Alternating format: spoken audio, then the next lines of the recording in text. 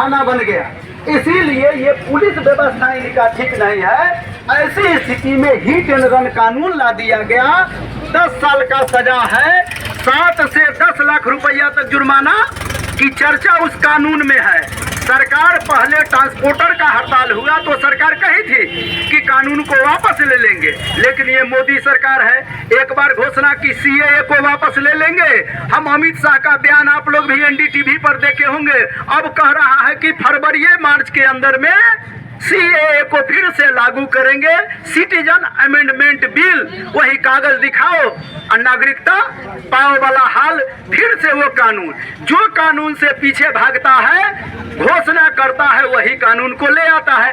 किसान का हड़ताल तोड़वाया था, दिल्ली हड़ताल, और घोषणा किया था कि जो टेनी उसका मंत्री है उसको हम सजा देंगे, किसान को एमएसपी देंगे, लेकिन कोई चीज नहीं दिया। आप देखे पंजाब के किसान को, हरियाणा के किसान को, राजस्थान के किसान को रोकने के लिए कम से कम 25,000 से ज्यादा ट्रैक्टर लेकर दिल्ली घेर रहा है। किसान के ट्रैक्टर को रोकने के लिए 2-2 हाथ का रोड पर कील ठोक दिया।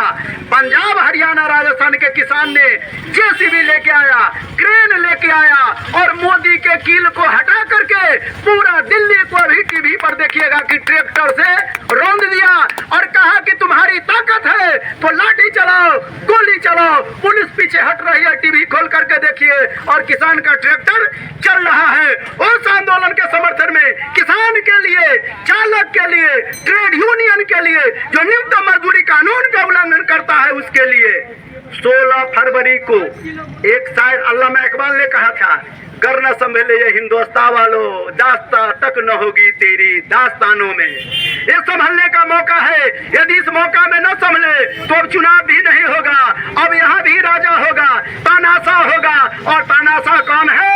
मोदी जी है। और ये मोदी जी बारी बारी से सबका नंबर लगाएंगे, इनके लिए कोई नहीं। दलित का भी नंबर लग रहा है, मुस्लिम का भी लग रहा है, बैकवर्ड का भी लग रहा है। कैसे देखिए सरकार में कूद के इधर से उधर बिहार में हो गया। अभी न्यूनतम मजदूरी कानून का उल्लंघन सरकार खुद कर रही है। तमाम चीजों को लेके, गरीबों के लिए भूमि के लिए, आवास के लिए, वास के लिए 2020 बिजली विधेयक की वापसी के लिए बिजली महंगा करते जा रही है और उसमें 200 यूनिट बिजली फ्री की मांग है। मोदी सरकार ने कहा था, हमने नहीं कहा था कि 2022 तक सबको पक्का का मकान होगा। कहा था ना, आपके बगल में कितना पक्का का मकान है? कहा था चप्पल वाला हवाई जहाज पर चढ़ेगा, और आज देखिए कि क्या हाल हो गया। कहा था हवाई जहाज की बात, आज ट्रेन में मात्र आपका बाल बच्चा दिल्ली, कलकत्ता, बॉम्बे, मद्रास, गुजरात कमाने जाता है। मात्र 1 या 2 जनरल बोगी रहता है, बाद बाकी एसी के नाम पर, स्लीपर के नाम पर पैसा बढ़ा दिया। जनरल बोगी में आपको टिकट नहीं मिलेगा। रेल बेच दिया, सेल बेच दिया, भेल बेच दिया, बैंक बेच दिया, LIC बेच दिया। ये तमाम संस्था आपका समाप्त हो गया, प्राइवेट सेक्टर में चला गया।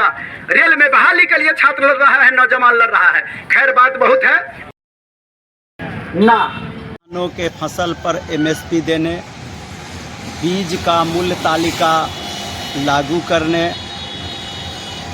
आंगनवाड़ी सेविका, सहायिका, आशा, रसोइया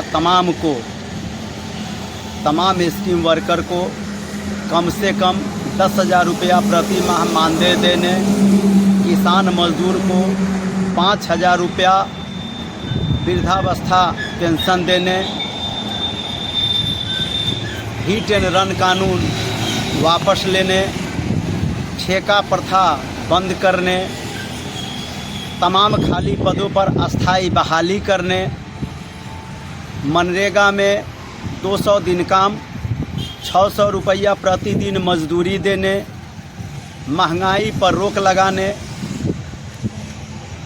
बेरोजगारी पर रोक लगाने, श्रम कोड में जो संशोधन है उस पर रोक लगाने समेत तमाम ज्वलंत सवालों को लेकर 16 फरवरी को ग्रामीण भारत बंद है, देशव्यापी आम हड़ताल है। इस आम हड़ताल में रसोइया, आशा, आंगनबाड़ी सेविका सहायिका, संयुक्त किसान मोर्चा, संयुक्त ट्रेड यूनियंस समेत तमाम सेक्टर के लोग, तमाम तबका शामिल है। इस बंद को ताजपुर में बड़ी भागीदारी वाला बंद बनाया जाएगा और 16 फरवरी को गांधी चौक से 10:30 बजे विशाल जुलूस निकालकर सरकार से मांग किया जाएगा कि उक्त मांगों को पूरा करें। हम ताजपुर वासियों से अपील करते हैं कि 16 फरवरी को 10:30 बजे गांधी चौक पहुंचकर जुलूस में शामिल होकर बड़ी भागीदारी दिलाकर बंद को सफल बनावे। सुरेंद्र प्रसाद सिंह, प्रखंड सचिव। किसानों के फसल